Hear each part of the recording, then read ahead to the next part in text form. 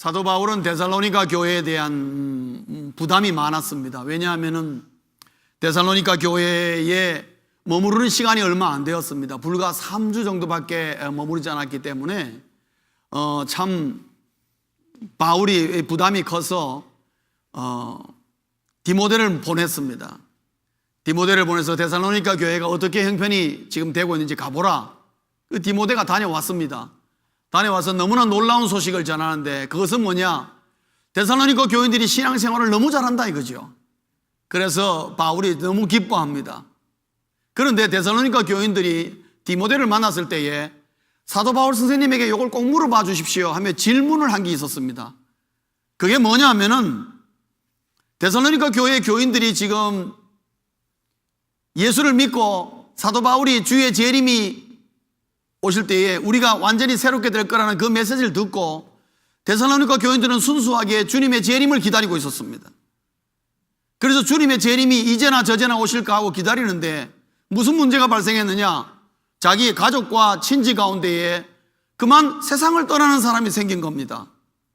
그러니까 데살로니가 교인들이 당황한 거죠. 아니, 주님이 금방 재림하실 텐데 아니 사람이 죽어버리면 어떡하나? 그럼 이 사람은 주님의 재림을 맞이하지 못하는 것 아니냐 하는 그런 두려운 마음이 생긴 것입니다.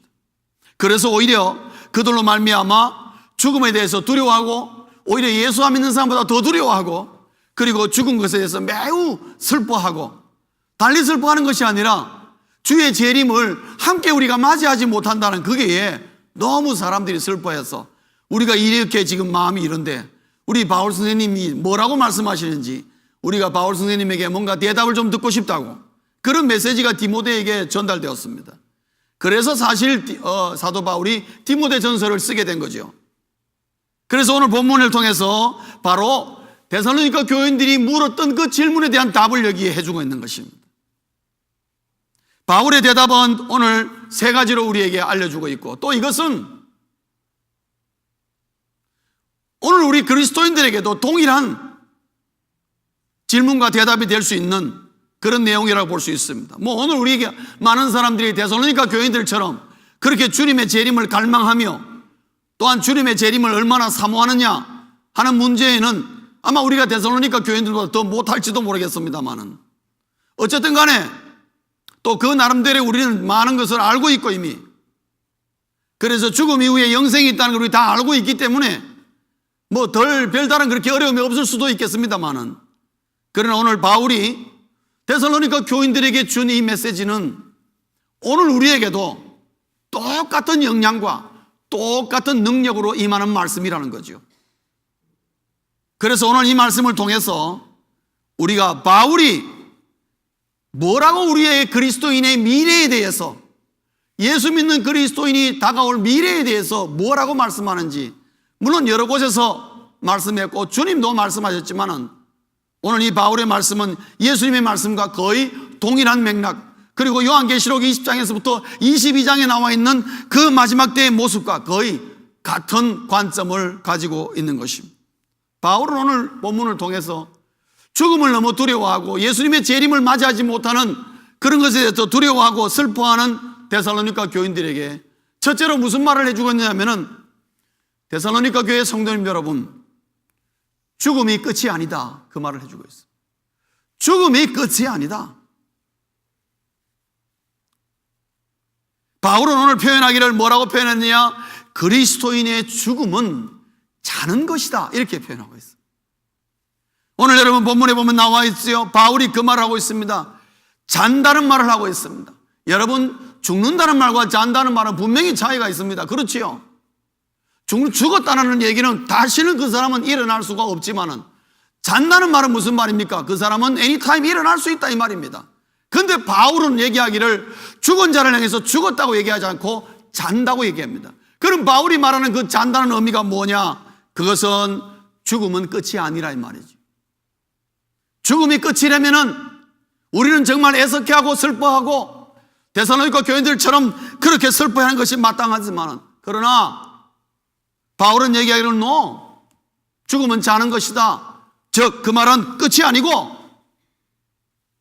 우리 이미 죽은 그리스도인들은 때가 되면은 주님이 부활하신 것처럼 반드시 우리도 부활하게 된다. 그러니까 너무 슬퍼하지 마라. 그 말을 해주고 있는 것입니다. 사랑하는 성도님 여러분, 언젠가 우리의 부활도 믿으십니까?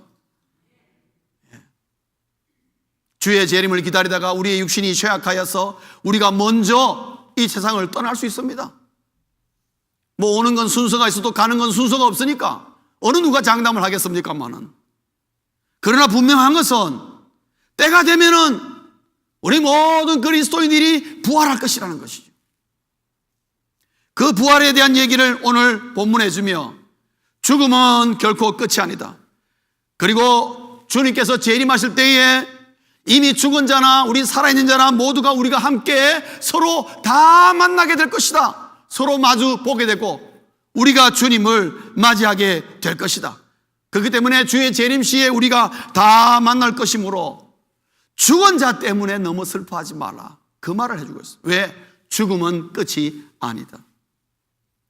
오늘 이 말씀을 통해서 우리가 생각할 것은 뭐냐 하면은 우리 그리스도인이 어떻게 죽느냐, 언제 죽느냐, 어떤 사고로 죽느냐, 어떤 질병으로 죽느냐 보다도 더 우리가 중요하게 생각할 것은 하나님을 모르고 죽는 것을 슬퍼해야 한다는 거예요.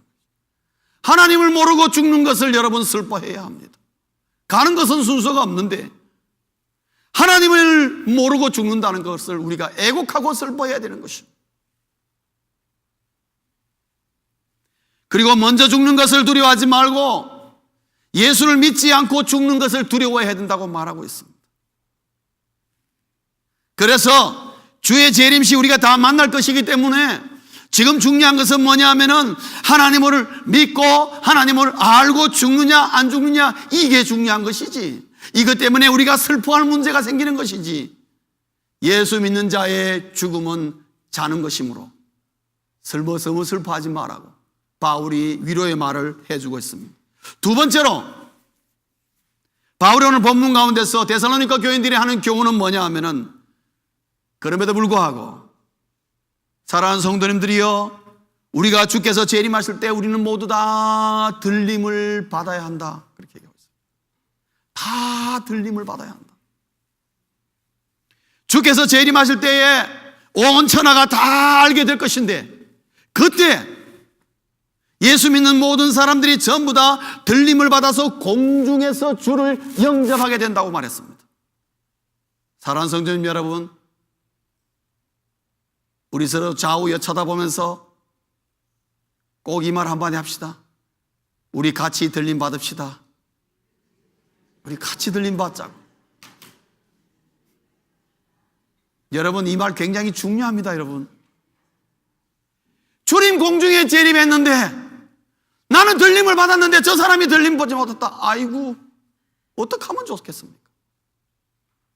두 번의 기회가 있다면 얼마나 좋겠습니까마는 다시는 기회가 주어지지 않는다는 것이.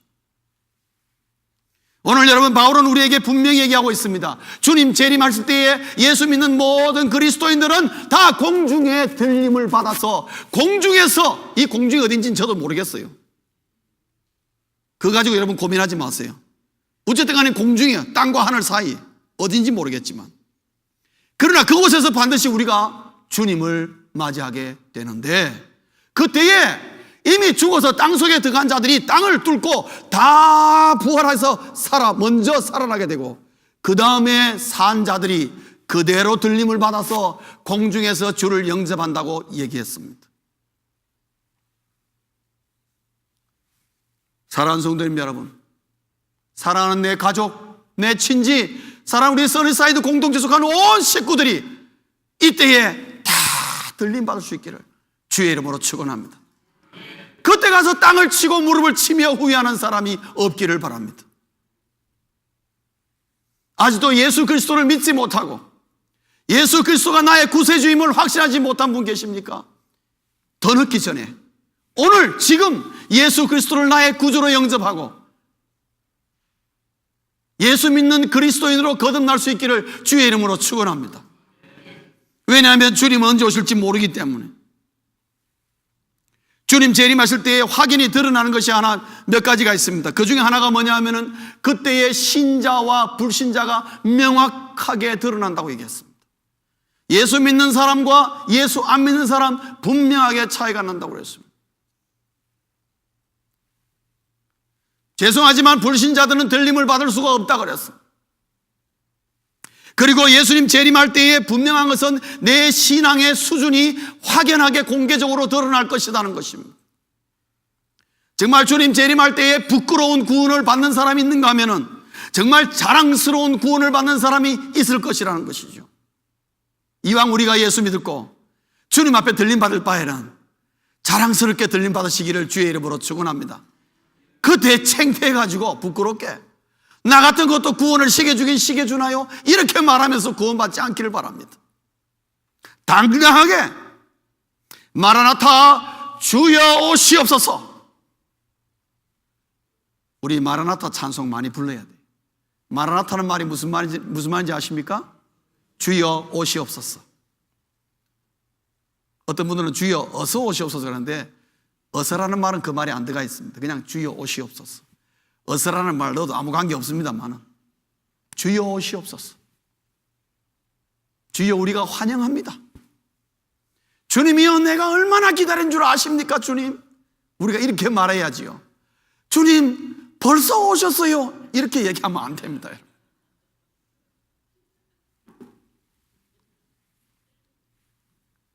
그리고 이때 확인에 드러난 것은 뭡니까? 복음을 통한 구원의 문이 닫힌다는 것입니다. 더 이상 구원의 기회는 없어진다는 거죠. 어느 누구도 그때 가서 공중 들리는 보고 나도 이제 예수 믿을래. No, 더 이상의 기회는 주어지지 않는다. 확연하게 드러날 것이라는 거예요. 그래서 들림받지 못한 사람이 이 땅에 있는 사람들이 이를 갈며 슬피 우는 순간이 온다 그랬습니다. 여러분 이 말은 굉장히 무서운 말입니다. 여러분 당장 내 눈에 안 보이고 주님이 재림 안 하셨으니까 아무 일이 없을 것이다. 오늘도 동쪽에서 태양이 떴으므로 내일도 태양이 뜰 것이라고 착각하시는 분, 그거는 알 수 없는 것입니다. 내일은 내일 되어 봐야 하는 것입니다. 우리에게 주어진 것은 오직 오늘이요. 오늘 이 순간이라 할지라도 주께서 재림하시면은 우리가 이 땅에 있는 모든 것을 놓고 들림을 받게 될 것입니다. 그때는 들림을 받았느냐 들림을 받지 못하느냐 두 부류의 인간으로 딱 구분되게 될 것입니다. 사랑하는 성도님 여러분, 그때 가서 우리 후회하지 맙시다. 그래서 주께서 재림하실 때 모두 들림을 받아야 한다. 이것이 우리의 숙제입니다. 여러분, 우리 써니사이드 커뮤니티의 숙제입니다. 너의 문제 나의 문제가 아니고 우리 모두의 문제로 삼고 어떻게든지 우리가 들림 받을 때에 한 명도 우리 놓치지 말아야지. 다 함께 붙잡고 올라가는 것입니다. 세 번째, 사도 바울은 오늘 그렇다면은 주의 재림 후는 어떻게 되는가? 본문을 통해서 오늘 사도 바울은 우리에게 살짝 가르쳐 주는 게 있습니다. 주님이 재림한 후에 그럼 우리는 어떻게 되는가? 바울은 살짝 가르쳐 줬지만 저는 몇 가지를 종합하겠습니다. 주님께서 재림한 후에 우리는 어떻게 되는가? 육신의 변화가 일어납니다. 여러분, 우리 육신의 변화가 어떤 변화가 일어나느냐? 부활하신 주님의 모습과 같아진다 이 말이죠. 부활하신 주님의 모습, 부활하신 주님 모습 어떻게 했습니까? 부활하신 주님의 모습은 분명히 육신의 몸을 입고 있는데도 시공간을 초월했습니다. 벽을 그냥 뚫고 지나왔습니다. 저는 지금 좀 그랬으면 좋겠어요. 그래서 우리 교우님들 설설 집을 왔다 갔다 하면서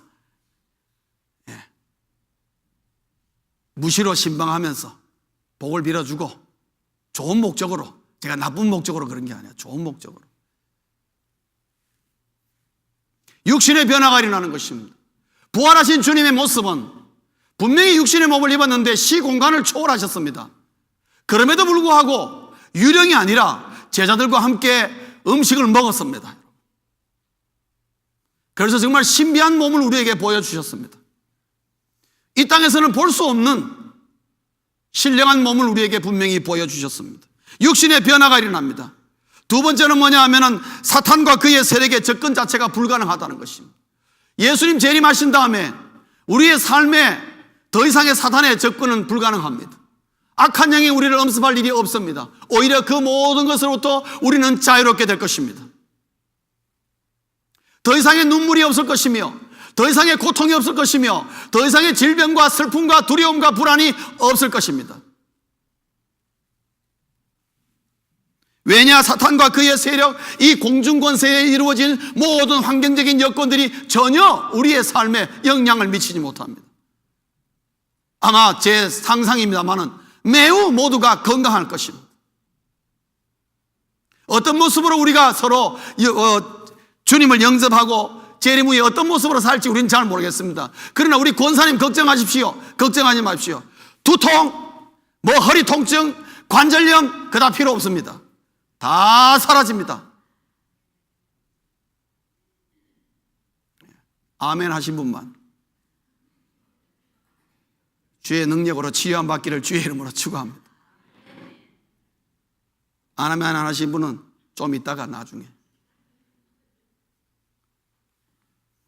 여러분이 이 땅에 살면서 사단과 그의 부리는 세력들로 말미암아 여러분 환경적인 문제도 다 이게 악한 마음들이, 그로 말미암아 우리 그리스도인들이 질병과 고통과 어려움 가운데 처하기도 하는 것입니다. 그러나 주께서 재림하신 후에는 이 모든 것이 다 사라지고 오직 거기에서는 영원한 영생의 삶만이 우리에게 주어질 것입니다. 그때는 여러분 나이가 별 필요가 없습니다. 나이라는 것은 시간적인 공간 속에 있을 때의 나이지요. 시간이라는 개념이 없어지고 영생이라는 개념으로 들어갈 때는 나이가 무슨 의미가 있습니까? 시간이 무슨 의미가 있겠습니까? 아무런 의미가 없습니다, 여러분. 시간이라는 것이 있기 때문에 우리가 나이를 카운트하는 것입니다. 전혀 새로운 영생의 삶일 것인데, 그러나 바울은 오늘 우리에게 이 모든 것을 말해주지 않고 가장 중요한 것을 우리에게 말해주는데, 재림 후에 우리가 어떻게 되는가? 가장 중요한 것을 말해주는데 그것은 뭐냐? 주님과 함께 할 것이다. 주님과 함께 할 것이다. 주님과 육신적으로 얼굴과 얼굴을 마주 대하는 그 놀라운 황홀함과 감격을 누리게 될 것이다. 하루 이틀이 아니고 영원토록.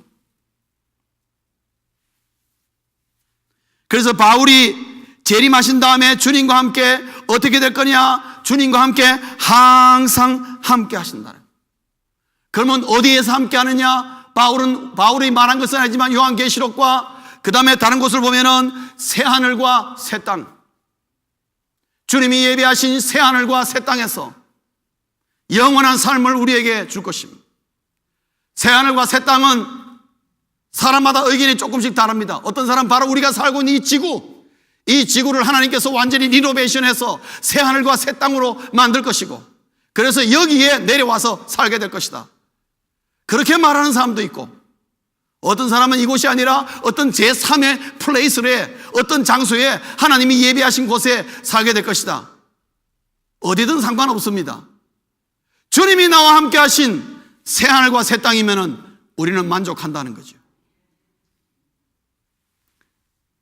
말씀을 맺겠습니다. 바울의 말씀의 요지는 그렇습니다. 죽음은 끝이 아니라는, 영원한 삶이 기다리고 있다. 그리고 또한 중요한 것은, 더 중요한 것은 뭐냐? 주님 재림하실 때 우리는 다 들림받아야 된다.